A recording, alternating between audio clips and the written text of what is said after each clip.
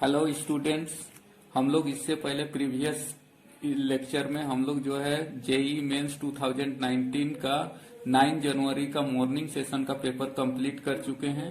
अब हम लोग 9 जनवरी का ही इवनिंग सेशन का जो पेपर है उसको जेई मेंस का 2019 का करने वाले हैं, जिसका टाइम 2:30 इवनिंग से था। तो इवनिंग सेशन का पेपर 9 जनवरी का अब हम लोग करने वाले हैं। तो जिसका पहला क्वेश्चन है, फर्स्ट क्वेश्चन है, two inclined mirror are inclined to each other such that a ray of light incident on the first mirror M1 is parallel to the second mirror M2। दो को इंक्लाइंड मिरर है और वो एक दूसरे से इस तरह से इंक्लाइंडेड है कि रे ऑफ लाइट जो incident on the first mirror में जो इंसिडेंस हो रहा है, ये जो रे ऑफ लाइट क्या कर रहा है, इंसिडेंट कर रहा है and M1 and parallel to the second mirror, और वो जो है लाइट जो है पैरेलल रहेगा सेकेंड मिरर का। ये M1 है और ये M2, तो सेकेंड मिरर का पैरेलल लाइन ये क्या कर रहा है, इंसिडेंट हो रहा है। Is finally reflected from the second mirror M2। ये जो लाइट है ये फाइनली जो है M2 से भी क्या चीज हो जा रहा है, रिफ्लेक्टेड हो जा रहा है second mirror parallel to the first mirror, और इस तरह से रिफ्लेक्ट हो रहा है। ये जो रे ऑफ रिफ्लेक्शन है वो फर्स्ट मिरर का लाइन में क्या चीज हो रहा है, रिफ्लेक्शन हो रहा है, यानी पैरेलल में रिफ्लेक्शन हो रहा है। The angle between two mirrors will be, हम लोग को निकालना है इन टू एंगल्स के बीच का जो एंगल है वो निकालना है। तो हम लोग करते हैं स्टार्ट। तो हम लोग देखते हैं कि ये जो एंगल है, ये एंगल मान लेते हैं कि हम लोग थीटा है। तो यहां पर जो है सिमेट्री से देखते हैं, ये एंगल देखिए, ये वाला लाइन है ना, ये और ये क्या है, पैरेलल है, इसीलिए ये एंगल और ये एंगल मेरा क्या चीज होगा, इक्वल होगा। ये एंगल और ये एंगल मेरा इक्वल होगा, और ये वाला लाइन इस लाइन का पैरेलल है, इसीलिए जो है ये वाला एंगल जो है इसका क्या चीज होगा, पैरेलल होगा।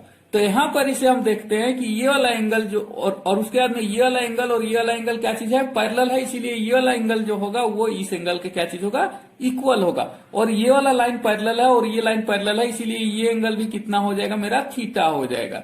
तो इसके चलते जो है ये एंगल अगर थीटा हो जाएगा तो मेरा ये वाला एंगल भी कितना हो जाएगा, थीटा हो जाएगा, और ये वाला एंगल भी क्या चीज हो जाएगा, थीटा हो जाएगा। इस तरह से हम लोग तीनों एंगल हमको कितना मिल रहा है, थीटा, थीटा एंड थीटा। और हम जानते हैं किसी भी ट्रायंगल का तीनों एंगल का सम कितना होता है, 180 डिग्री। तो हम लोग यहां पर इसे इजीली निकाल लेंगे। तो 3 थीटा इक्वल टू हम लोग क्या निकालेंगे, 180 डिग्री, और थीटा इक्वल टू हो जाएगा 180/3 इक्वल टू कितना हो जाएगा, 60 डिग्री। तो एक दूसरे के साथ में ये दोनों मिरर जो है 60 डिग्री के एंगल पे क्या चीज रहेगा, इंक्लाइंड रहेगा। तो इसका ऑप्शन 4 क्या है, करेक्ट है। Question number 2, in a Young's double slit experiment, the slits are placed at 0.32 millimeter apart. The light of wavelength lambda equal to 500 nanometer is inclined on the slit. The total number of bright fringes that are observed in the angular range of 30 -30 से 30 के बीच में कितना हमको क्या चीज मिलेगा, bright fringe मिलेगा। हमको इसको क्या करना है, कैलकुलेट करना है। तो यंग्स डबल स्लिट एक्सपेरिमेंट, ये हम लोग जानते हैं कि ये इस तरह का एक्सपेरिमेंट होता है जिसमें जो है क्या चीज होता है, जिसमें जो है इधर भी जो है इसका जो एक क्या चीज बनेगा, एक 0 डिग्री पे लोकल मैक्सिमा बनेगा, एक मैक्सिमा बनेगा, और इसके इधर फ्रिंज बनेगा और इसके इधर भी फ्रिंज बनेगा। यहाँ पर जो थीटा लिया गया है वो कितना लिया गया है, -30 से +30, यानी कि इधर भी माइनस और इधर भी प्लस। तो हम लोग पहले थीटा निकाल लेते हैं, फिर उसमें को एन का वैल्यू निकाल करके हम लोग उसको क्या करते हैं, कैलकुलेट करते हैं। तो हम लोग जानते हैं पाथ डिफरेंस इक्वल टू होता है, पाथ डिफरेंस इक्वल टू होता है d sin theta equal to n lambda. जहां पर ये d जो है वो स्लिट्स का सेपरेशन है, और जो लेमडा है वो क्या चीज है, वेवलेंथ है, और नंबर क्या चीज है, ये जो है नंबर ऑफ क्या चीज है, मैक्सिमा। तो हम लोग को d का वैल्यू दिया गया है, स्लिट का जो ये है लेंथ है वो हमको क्या किया गया है, दिया गया है, वो है हमारा 0.32 इंटू 10⁻³ और साइन थीटा का वैल्यू कितना देना है हमको, 30 डिग्री इक्वल टू किसके बराबर है, एन, और लेमडा का वैल्यू भी हमको क्या किया गया है, दिया हुआ है 500 इंटू 10⁻⁹ मीटर। तो ये हमको दिया गया है। यहां पर इसे जो है हम लोग एन का वैल्यू साइन 30 डिग्री का वैल्यू हम लोग रख देते हैं, साइन 30 1/2 होता है। तो इसके बाद में हम लोग क्या करते हैं, एन का वैल्यू यहां पर इसे कैलकुलेट कर लेते हैं। एन इक्वल टू हो जाएगा 0.32 इंटू 10⁻³ 10⁻³ और साइन 30 का वैल्यू हो जाएगा 1/2 बाई ये 500 इंटू 10⁻⁹। अब जो है इसको हम लोग करते हैं तो यहां पर इसे क्या चीज हो जाएगा, इसको जो काट देंगे तो कितना आ जाएगा, 0.16 आ जाएगा। तो ये वैल्यू आ जाएगा 0.16 इंटू 10⁻³ और इधर नीचे से ऊपर जाएगा तो क्या चीज हो जाएगा, +9 बाई नीचे में आ जाएगा 500। तो ये जो वैल्यू आ जाएगा हमारा कितना आ जाएगा, 0.16 इंटू 10⁻6 बाई कितना आ जाएगा 500। अब जो है इस पॉइंट को भी हम लोग हटा देंगे तो ये कितना आ जाएगा मेरा 16 इंटू 10⁻, यहां पर इसे चला जाएगा तो 2 जीरो चला जाएगा, 4/500। अब जो है ये दोनों जीरो को काटेंगे तो यहां पर ही कितना आ जाएगा 16 और उसके बाद में 2 जीरो मेरा बचेगा, 4 जीरो में से 2 जीरो कट जाएगा तो उसके बाद में कितना आ जाएगा 5। तो ये कितना हो जाएगा, इसको जब हम लोग कैलकुलेट करेंगे तो हम लोग का आ जाएगा 320 इक्वल टू कितना आ जाएगा 320। तो एन का जो वैल्यू है वो कितना आ गया 320। लेकिन हम लोग जानते हैं कि जो एंगल दिया गया है वो कितना दिया गया है -30। इधर क्या चीज है -30 से इधर क्या है +30 तक। तो ऊपर +30 जब रखते हैं तो एन का वैल्यू कितना आता है, एन का वैल्यू आता है 320। जब हम लोग जो प्लस रखते हैं तो एन का वैल्यू 320 आता है। तो माइनस तरफ भी कितना बनेगा 320 बनेगा और एक और बीच में क्या बनेगा मैक्सिमम बनेगा, यानी कि टोटल एन का वैल्यू कितना आ जाएगा, टोटल जो मेरा मैक्सिमम आ जाएगा 320 ये ऊपर साइड बनेगा, +320 ये नीचे साइड बनेगा और प्लस बीच में 1 बनेगा। तो ये टोटल का जब हम लोग सम करेंगे तो हम लोग का कितना आ जाएगा, लास्ट में हम लोग को आ जाएगा 641 टोटल मैक्सिमम नंबर ऑफ क्या चीज हो जाएगा, ये हो जाएगा 3 मैक्सिमा का वैल्यू आएगा। तो इसका जो आंसर होगा, आंसर नंबर इसका 2 करेक्ट होगा। क्वेश्चन नंबर थर्ड क्वेश्चन देखते हैं। थर्ड क्वेश्चन है, एट ए गिवन इंस्टेंट से t इक्वल टू 0। एक गिवन समय में जब टाइम का वैल्यू कितना है 0, 2 radio active substance, 2 radio active substance है, A and B have equal activities, दोनों का एक्टिविटीज क्या है इक्वल है। The ratio R B by R A of their activities after time T, हम लोग को रेशियो निकालना है R B upon R A का। Itself decay with time T, और टाइम कितना के बाद में, टी के बाद में, एज e⁻3t, सॉरी निकालना नहीं है, आरबी बाई आर ए हमको दिया गया है, e⁻ कितना दिया गया है -3t। If the half life of A is ln2, ln2 जो है इसका कितना है हाफ लाइफ टाइम पीरियड है। The half life of B निकालना है हमको, half life time period of B निकालना है। हम लोग को दिया गया है सबसे पहले t 1/2 दिया गया है, किसका, एक सब्सटेंस का, वो कितना है हमारा ln2। ये हमारा टी हाफ है ln2। तो हम लोग जानते हैं टी हाफ किसके बराबर होता है, एन लेमडा के बराबर होता है। तो ln2 बाई लेमडा के बराबर होता है। ये ln2 टी हाफ किसके बराबर होता है, ln2 बाई लेमडा। तो ln2 by lambda equal to कितना दिया हुआ है ln2। तो यहां पर इसे जो है मेरा लेमडा इक्वल टू कितना आ जाएगा, लेमडा इक्वल टू आ जाएगा मेरा कितना आ जाएगा 1। ये लेमडा ए के बारे में बात कर रहा है, तो ये ln2 किसका है, ए का है। तो लेमडा ए का वैल्यू हमारा कितना आ जाएगा 1। अब जो है हम लोग को दिया गया है 8t equal to 0, 8t equal to 0, R A equal to R B दिया गया है, R A equal to R B. अब जो है आर ए का वैल्यू हम जानते हैं, यहां पर अगर टाइम 0 है तो हमको ये नहीं करना है, R A equal to R B लिया गया है 8 टाइम टी।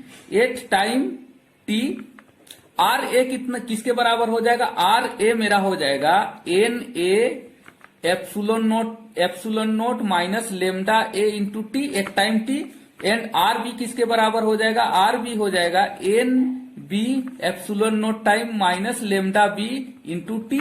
और यहां पर ही हम लोग को दिया गया है 8 time 0, R A and R B equal to बराबर है। तो ये जो N A by N B है ये क्या चीज है, एन ए इक्वल टू किसके बराबर हो जाएगा, एन बी के बराबर। तो N A equal to N B के बराबर है 8t इक्वल टू 0।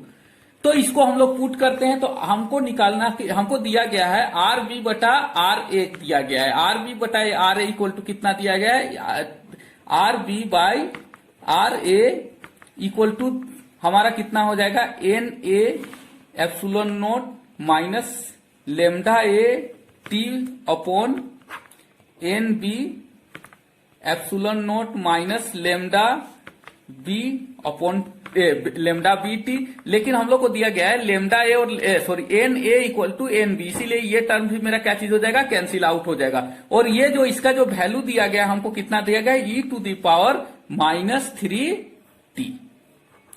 तो ये e to the power minus 3t दिया गया है। अब जो है हम लोग इसको देखते हैं, तो यहां पर इसे मेरा क्या चीज बच रहा है, e to the power minus क्या बच रहा है, lambda A minus lambda B, और बाहर में क्या चीज आ जा रहा है, टी इक्वल टू किसके बराबर हो जा रहा है, e to the power minus 3t के बराबर हो रहा है। जब हम इसको कंपेयर करते हैं तो हम लोग देखते हैं lambda A minus lambda B equal to किसके बराबर आ रहा है, 3 के बराबर आ रहा है। हम लोग देखते हैं lambda A equal plus lambda B equal to किसके बराबर आ रहा है, 3 के बराबर आ रहा है। तो lambda A plus lambda B equal to किसके बराबर आ रहा है, 3 के बराबर आ रहा है। तो यहां पर इसे हम लोग कर सकते हैं, तो लेमडा बी इक्वल टू किसके बराबर होगा, लेमडा बी इक्वल टू कितना हो जाएगा, 3 plus lambda A.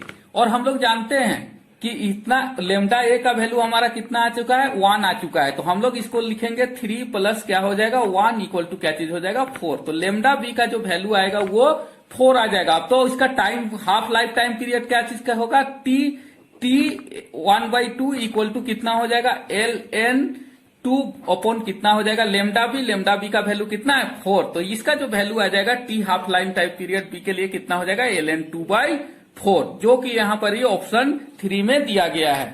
Next question number 4, germanium and silicon are conducting at 0.3 and 0.7 volt. Germanium और सिलिकॉन के लिए 0.7 और 0.3 और 0.7 वोल्ट दिया गया है ये सेमीकंडक्टर से respectively. In the following figure if the germanium diode connection are reverse, अगर हम लोग जो है ना जर्मेनियम का जो डायोड है उसको क्या कर दे रहे हैं, रिवर्स कर दे रहे हैं, the value of V naught change by, तो हम लोग को जो है ना value of V naught change करना है। एज्यूम दैट जीवी डायोड है लार्ज ब्रेक डाउन वोल्टेज, यानी कि हम लोग को एज्यूम करना है कि जर्मेनियम डायोड का जो ब्रेक डाउन वोल्टेज है वो बहुत ही ज्यादा है। देखिए इस केस में क्या चीज होता है, अगर शुरू में है ना, शुरू में जब ये रहेगा तो ये जर्मेनियम क्या चीज है, ये भी फॉरवर्ड वाइस है और ये भी फॉरवर्ड वाइस है, तो दोनों के थ्रू क्या चीज होगा, करंट फ्लो करेगा। लेकिन जैसे ही जर्मेनियम को हम लोग रिवर्स कर देंगे तो इस डायरेक्शन से क्या चीज हो जाएगा, करंट फ्लो करना बंद हो जाएगा और केवल इधर से ही क्या चीज होगा, करंट फ्लो करेगा। तो इस समय में क्या चीज हो जाएगा, शुरू के केस में क्या चीज होता है, दोनों तरफ से वोल्टेज ड्रॉप होता है, तो बाद में क्या चीज होगा, वोल्टेज ड्रॉप कम हो जाएगा। इसीलिए जो है ना इसका जो वोल्टेज ड्रॉप आएगा ओनली कितना हो जाएगा, अब जो है इस डायरेक्शन में वोल्टेज ड्रॉप कम हो जाएगा, तो इसके चलते क्या चीज हो जाएगा, इधर का जो 0.3 जो ड्रॉप करता था वो क्या चीज हो जाएगा, कम हो जाएगा। पहले 0.7 प्लस 0.3 करता था, लेकिन अब क्या करेगा, केवल कितना करेगा, 0.7 माइनस 0.3 वोल्ट ये वोल्टेज ड्रॉप केवल होगा। और ये जो वोल्टेज ड्रॉप होगा क्योंकि इधर से करंट नहीं जा रहा है तो इसके चलते यहां पर वोल्टेज ड्रॉप नहीं होगा। तो अब जो है 0.7 माइनस 0.4 इक्वल 3 इक्वल टू कितना हो जाएगा, 0.4 वोल्ट जो है केवल वोल्टेज ड्रॉप हम लोग क्या करेंगे, ऑब्जर्व करेंगे। तो इसका आंसर जो होगा ये 3 नंबर आंसर इसका क्या होगा, करेक्ट होगा। अब नेक्स्ट क्वेश्चन करते हैं, question number 5, a rod of mass capital M and length 2L is suspended at its middle. एक रॉड है जिसका मास 2L है और इसका लेंथ 2L है और मास क्या है, कैपिटल M है। इसको जो है ना मिडिल में एक वायर से क्या किया गया, सस्पेंडेड किया गया। इस एग्जिबिट्स टॉर्सनल ऑसिलेशन, ये जो है ना इसको थोड़ा सा ट्विस्ट करके घुमा दिया जाता है तो उससे क्या चीज होता है, टॉर्सनल ऑसिलेशन हो जाता है। If 2 masses each of small m are attach to distance L/2। अब क्या किया जाता है ना कि 2 को मास जो है इस रड पे क्या चीज किया जाता है, इस तरह का जो रड है इससे L/2 डिस्टेंस पे 2 को मास है ना स्मॉल m और इधर भी क्या चीज किया जाता है, स्मॉल m दोनों को अटैच कर दिया जाता है from the centre of both side. If the reduce the oscillation frequency by 20%, अब जो है ना जो घूम रहा था उसका जो ऑसिलेशन का जो फ्रीक्वेंसी है वो 20% क्या चीज हो जाता है, कम हो जाता है जब ये मास को हम लोग लटका देते हैं। तो हम लोग को पता लगाना है the value of the ratio of small m by capital M. तो हम लोग को जो है एम बाई एम का क्या चीज करना है, हमको रेशियो निकालना है। तो हम लोग शुरू करते हैं। हम लोग जानते हैं ना फ्रीक्वेंसी होता है, frequency of the torsional oscillation कितना होता है, वो जो होता है के बाई रूट ओवर आई। ये इसके बराबर क्या चीज होता है, टॉर्सिनल फ्रीक्वेंसी होता है, जब घुमाते हैं और वो टर्निंग करता है। तो यहाँ पर आई क्या चीज है, मोमेंट ऑफ इनर्शिया है। अब moment of inertia first case में क्या चीज है, केवल रड था, उस समय मास लटकाया हुआ नहीं था। और सेकेंड केस में क्या चीज हो रहा है, F2 जब हो रहा है तो हम लोग क्या चीज कर रहे हैं, मास को लटका रहे हैं। तो फर्स्ट केस में जो है मोमेंट ऑफ इनर्शिया कितना होगा, m और l स्क्वायर बाई 12 होता है रड का। तो यहाँ पर ही l कितना है, 2l, तो m into 2l square by कितना होगा, 12 होगा फर्स्ट केस में। तो यहाँ पर ही हम लोग F1 लिख लेते हैं। F1 इक्वल टू कितना हो जाएगा, k बाई, है ना, रूट ओवर कितना हो जाएगा, m, और इसका जो लेंथ कितना था 2l, उसका स्क्वायर, और अपॉन कितना हो जाएगा 12। ये फर्स्ट केस में हो गया। और सेकेंड केस में F2 किसके बराबर हो जाएगा, अब जो है इसमें दो को मास अलग से क्या कर रहे हैं, हम लोग अटैच कर रहे हैं, तो मास क्या चीज हो जाएगा, बढ़ जाएगा।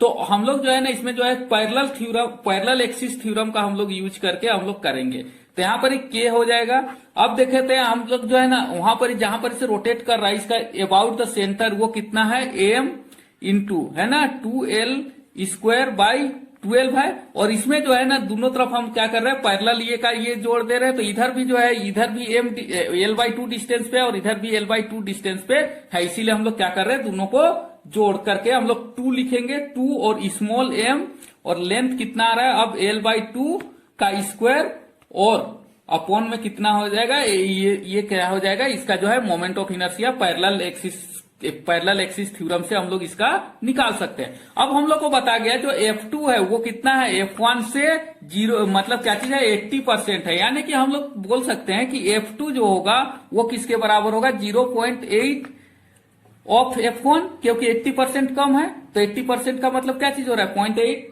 कम हो जाएगा। तो ये जो है F1 से कितना कम होगा, F2 इक्वल टू कितना होगा, 0.8 F1 हो जाएगा। अब जो है हम लोग निकालते हैं F2 बाई F1।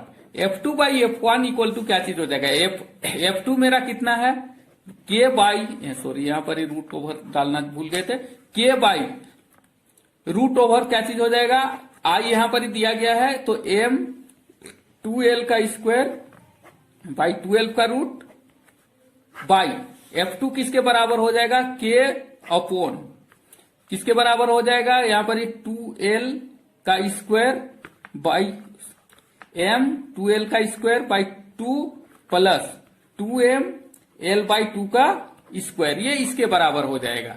अब जो है हम लोग इसको सोल्व करते हैं, तो के मेरा क्या चीज हो जाएगा, कट जाएगा। तो इसको जो है F2 बाई F1 ये किसके बराबर हो जाएगा, ये जो है 0.8 के बराबर हो जाएगा। ये 0.8 इक्वल टू हमारा किसके बराबर हो जाएगा, m, ये नीचे वाला को ऊपर लेकर के जाते हैं, m इंटू 2l का square by 2 plus 2 into m और l/2 का स्क्वायर। उसके बाद में नीचे में क्या चीज हो जाएगा मेरा, नीचे में जो ये वाला टर्म है, ये वाला टर्म यहां पर ही आ जाएगा, divided by m into 2l का स्क्वायर बाई 12। तो इस तरह से यहां पर इस तरह से हम लोग क्या कर रहे हैं, आगे सोल्व कर रहे हैं। अब जो है आगे सोल्व करते हैं, आगे क्या चीज आ जाएगा, 0.8 इक्वल टू m इंटू यहां पर क्या चीज हो जाएगा, 4l square by 12 plus 2m into l square by 4 by ये कितना हो जाएगा, m इंटू 2 का स्क्वायर 4l स्क्वायर बाई कितना हो जाएगा 12। ये हो गया। अब इसके बाद में हम लोग क्या करते हैं, इसको एलसीएम लेते हैं। तो ऊपर वाला में भी और नीचे वाला में भी 12 क्या करेंगे, एलसीएम लेंगे। यहाँ पर ही 12 आ जाएगा, तो क्या चीज हो जाएगा, 4ml स्क्वायर प्लस यहाँ पर ही कितना हो जाएगा, 3 टू जस्ट कितना हो जाएगा 6ml स्क्वायर अपॉन नीचे में आ जाएगा m into 4l square, m into 4l square by कितना हो जाएगा 12। अब इस 12 और इस 12 को हम लोग क्या कर दिए, काट दिए, सॉरी इस 12 और इस 12 को क्या कर दिया, कैंसिल आउट कर दिए।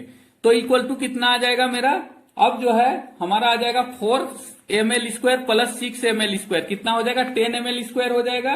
10 ml² ऊपर में आ जाएगा इक्वल टू 10 ml² बाई, यहां पर ही नीचे में कितना आ जाएगा 4 और कैपिटल ml²। तो यहां पर इसे मेरा क्या चीज हो जाएगा, ये l² और ये l² भी मेरा क्या चीज हो जाएगा, कट जाएगा 0.8। अब जो है मेरा m/m का रेशियो निकालना है, तो ये 0.4 ऊपर चला जाएगा, तो यानी कि कितना हो जाएगा small m by capital M equal to कितना हो जाएगा 0.8 इंटू 4 बाई कितना हो जाएगा 10 इक्वल टू कितना हो जाएगा 0.32। तो इसमें जो बाई कितना हो जाएगा 10, तो इसका वैल्यू कितना आ जाएगा 0.032। तो इसका जो वैल्यू है 0.32 जो वैल्यू है, ये जो है लगभग किसके बराबर आ रहा है, सॉरी यहाँ पर जो मल्टीप्लाई करेंगे तो ये किसके बराबर आ जाएगा 3.2 के बराबर आ जाएगा इक्वल टू इसका आंसर कितना आ जाएगा 0.32। तो 0.32 जो है हमारा जो ऑप्शन है उसमें कोई भी ऑप्शन जो है 0.32 नहीं है, तो हम लोग जो है इसके करीब में जो 0.37 है उस ऑप्शन के करीब में जाएंगे, इसीलिए इसका ऑप्शन 2 क्या होगा, करेक्ट होगा। Question number 6, A 15 gram mass of nitrogen gas is enclosed in a vessel. एक 15 ग्राम मास ऑफ नाइट्रोजन गैस का लेते हैं जो कि कहां पर ही है डाला गया vessel in at a temperature 27 degree centigrade. उसका टेम्परेचर कितना है 27 degree centigrade. Amount of heat transferred to the gas so that RMS velocity of molecule is doubled is about. तो जो उसका आरएमएस वेलोसिटी है वो कब डबल होगा, कितना, जब डबल हो जाएगा तो उसका जो एनर्जी होगा वो कितना होगा। हम लोग को पता है, हम लोग जानते हैं Q इक्वल टू क्या चीज होता है NCV/dt। ठीक है, तो N का वैल्यू हमको दिया गया है, N कितना है मेरा 15 ग्राम बाई है और उसका मोलिकुलर मास कितना होता है नाइट्रोजन का 28। तो ये कितना हुआ N का value small m by capital M। अब जो है CV हमको क्या चीज है, CV ये जो गैस है ये कैसा है डायएटॉमिक गैस। N2 कैसा गैस होता है डायएटॉमिक, तो इसका जो CV होगा कितना हो जाएगा 5R/2 हो जाएगा।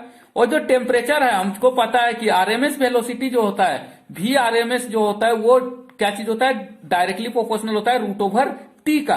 तो जो टेम्परेचर है उसका हम क्या करेंगे स्क्वायर करेंगे, तो टेम्परेचर क्या हो जाता है डबल हो जाता है यानी कि कितना हो जाता है 4T हो जाता है। डबल का जब स्क्वायर करेंगे 2T का स्क्वायर तो कितना आ जाएगा 4T, और शुरू में कितना टेम्परेचर था T, तो ये हो गया मेरा delta T 4T minus T।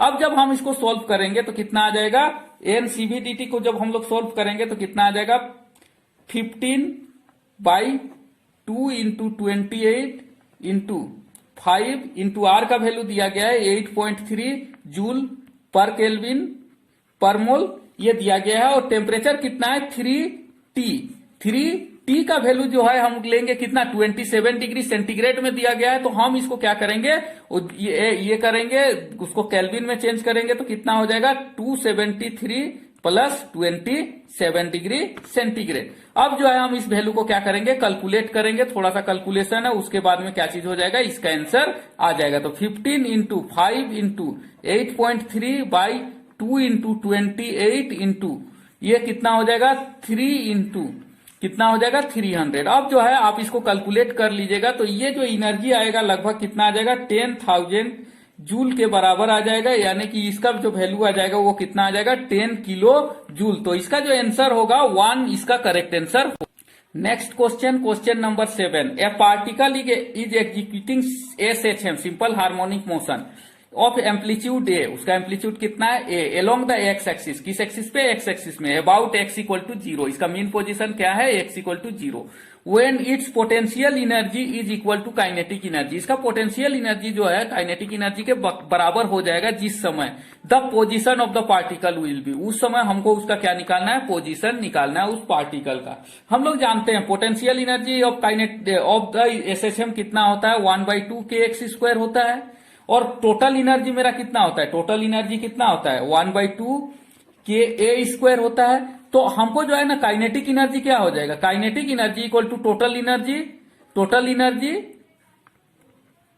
Minus क्या चीज हो जाएगा पोटेंशियल एनर्जी। तो टोटल एनर्जी कितना है 1/2 kA² माइनस पोटेंशियल एनर्जी कितना है 1/2 kx²। ये जो है मेरा क्या चीज हो जाएगा, काइनेटिक एनर्जी के बराबर हो जाएगा। अब जो है क्वेश्चन में बोला गया है काइनेटिक एनर्जी और पोटेंशियल एनर्जी दोनों क्या होना चाहिए, बराबर होना चाहिए। अकॉर्डिंग टू क्वेश्चन क्या चीज हो रहा है, काइनेटिक एनर्जी इक्वल टू किसके बराबर होगा, पोटेंशियल एनर्जी।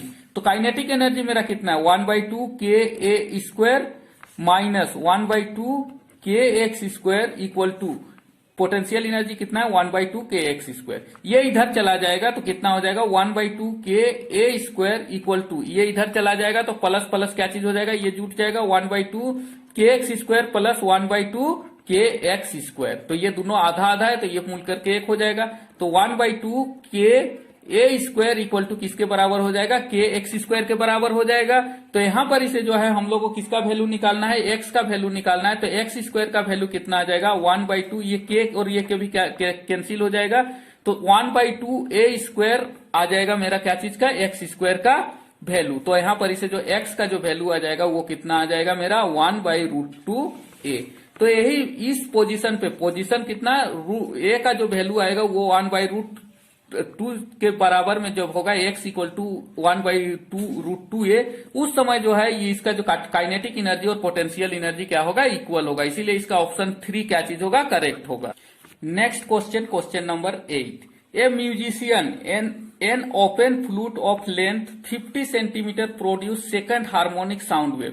एगो म्यूजिशियन है, म्यूजिक बजाने वाला, जो कि ओपन फ्लूट से बांसुरी बजा रहा है और उसका लेंथ कितना है 50 सेंटीमीटर का, और वो जो है ना केवल सेकेंड हार्मोनिक्स को ही प्रोड्यूस कर रहा है। A person run toward the musician, एक आदमी जो है म्यूजिशियन का तरफ दौड़ने लगता है। From the another end of the hall का दूसरा कोना से, at the speed of 10 kilometre per hour, और उसका स्पीड कितना है 10 किलोमीटर पर आवर का स्पीड से।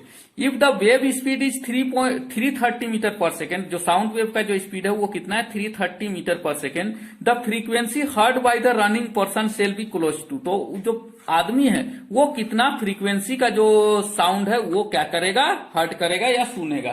तो हम लोग जानते हैं है ना, frequency produce by open flute, जो दोनों इन क्या चीज रहेगा, ओपन रहेगा, तो frequency produce in open end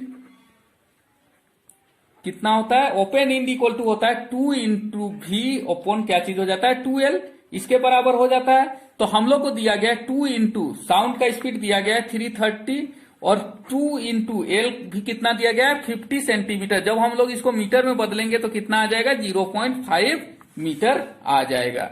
तो ये जो इसको जब मल्टीप्लाई करेंगे तो ये कितना आ जाएगा 660 हर्ट्ज आएगा।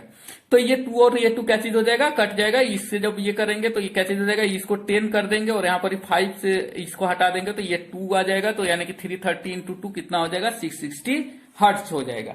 अब जो है ना वेलोसिटी ऑफ द ऑब्जर्वर का वेलोसिटी है कितना दिया गया है हमरा 10 किलोमीटर पर आवर। हम इसको क्या करेंगे मीटर पर सेकेंड में चेंज करेंगे तो 10 इंटू कितना हो जाएगा 5/18 metre per second.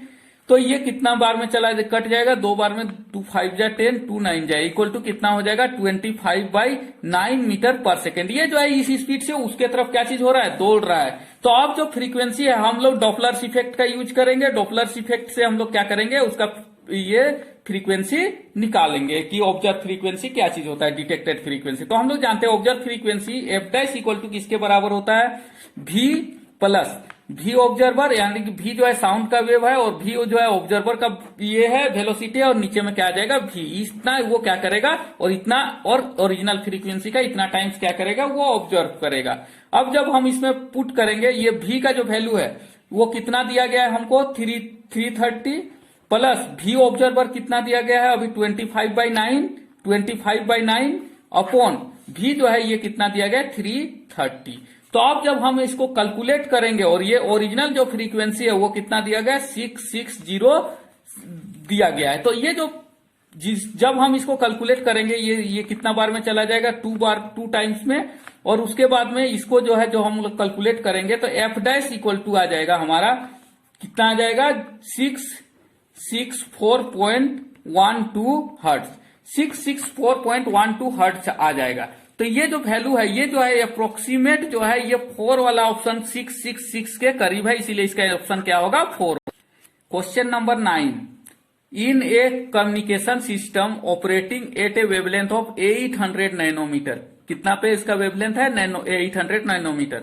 Only 1% of the source frequency is available for the single bandwidth. केवल इसका जो है ना 1% ही क्या चीज है? सिंगल बैंडविड्थ के लिए अवेलेबल है। The number of channels accommodated from the transmission TV signal, और इसमें जो है ना कितना नंबर ऑफ चैनल्स क्या चीज हो सकता है? चल सकता है। Of the bandwidth 6 megahertz. 6 megahertz का जो बैंडविड्थ है उसका कितना ये टीवी सिग्नल चल सकता है, इसको हमको करना है। तो यहाँ पर सी का वैल्यू दिया गया है और उसका ऑप्शन हमको यहाँ पर दिया गया है। सी और एच का क्या दिया गया है? वैल्यू दिया गया है। तो हम लोग जो है इसको कैलकुलेट करते हैं। हम लोग जानते हैं फ्रीक्वेंसी इक्वल टू क्या चीज होता है? सी अपॉन लेमडा होता है। तो सी का वैल्यू कितना है? 3 × 10⁸ और लेमडा का वैल्यू यहाँ पर दिया गया है 800 नैनोमीटर। तो 800 × 10⁻9 हम लिख सकते हैं। इसको जो है और ज्यादा सोल्व करेंगे तो ऊपर चला जाएगा 3 × 10⁸ और प्लस 9 कितना हो जाएगा? 17 बाई कितना हो जाएगा? 800। अब जो है इसमें से 2 को 0 काटेंगे तो कितना हो जाएगा? 3 × 10⁻, कितना हो जाएगा? 15 बाई कितना हो जाएगा? 8। अब जो है और थोड़ा सा कैलकुलेट करते हैं तो यहाँ पर कितना आ जाएगा? 30, एगो 0 यहाँ कर देते हैं, इंटू 10⁻14 बाई कितना करते हैं? 8। अब जो है 8 से हम इसको डिवाइड करते हैं तो कितना होता है? 8 3 जा कितना होता है? 24 × 7 5 × 10⁻, कितना आ गया? 14 हर्ट्ज। तो इसका जो फ्रीक्वेंसी आएगा वो कितना आ जाएगा? 3.75 × 10⁻14 हर्ट्ज। अब इसका 1% ही अवेलेबल है क्या चीज के लिए? हम लोग का फ्री ट्रांसमिशन के लिए। तो 1% ऑफ दिस कितना हो जाएगा? 1% ऑफ एफ इक्वल टू कितना हो जाएगा? ये जो पॉइंट है इधर 2 घसक जाएगा, यानी कि 0.0375 × 10⁻14 हर्ट्ज। ये जो है इसका क्या चीज हो गया? इसका ट्रांसमिशन ये के लिए अवेलेबल रहेगा। तो इक्वल टू वही हो जाएगा, इक्वल टू कितना हो जाएगा? 3.75 × 10⁻, कितना हो जाएगा? 12 हर्ट्ज हो जाएगा। तो अब जो है हम लोग को इतना आ गया। अब इसको हम लोग मेगा हर्ट्ज में चेंज करते हैं तो 3.75 × 10⁻6 कितना हो जाएगा? मेगा हर्ट्ज हो जाएगा, क्योंकि हर्ट्ज को मेगा हर्ट्ज में चेंज करने के लिए 10⁻⁻6 से हमको क्या करना होगा? डिवाइड करना होगा। अब इतना मेरे पास में क्या चीज है? सिग्नल है। तो अब हम इसको जो है ना 6 मेगा हर्ट्ज वाला कितना सिग्नल में हम क्या कर सकते हैं? डिवाइड कर सकते हैं। उतना चैनल मेरा क्या चीज हो सकता है? बन सकता है। तो यहाँ पर ही नंबर ऑफ चैनल्स कितना हो जाएगा? चैनल्स है ना कितना का एक रहना चाहिए? 6 मेगाहर्ट्ज का। कितना का? एक 6 मेगाहर्ट्ज का। तो हम इसको 6 मेगाहर्ट्ज से क्या कर देंगे? डिवाइड कर देंगे। 3.75 × 10⁻6 मेगाहर्ट्ज बाई कितना हो जाएगा? 6 मेगाहर्ट्ज। नीचे में कितना आ जाएगा? 6 मेगाहर्ट्ज। तो जब हम लोग इसको डिवाइड कर देंगे तो किसके बराबर? ये मेगाहर्ट्ज कट जाएगा। इसको जब हम लोग डिवाइड कर देंगे तो कितना आ जाएगा? 6.25 × 10⁵ चैनल्स मेरा क्या चीज हो जाएगा? आंसर हो जाएगा, जो कि यहाँ पर एक 4 नंबर आंसर क्या चीज है? करेक्ट है।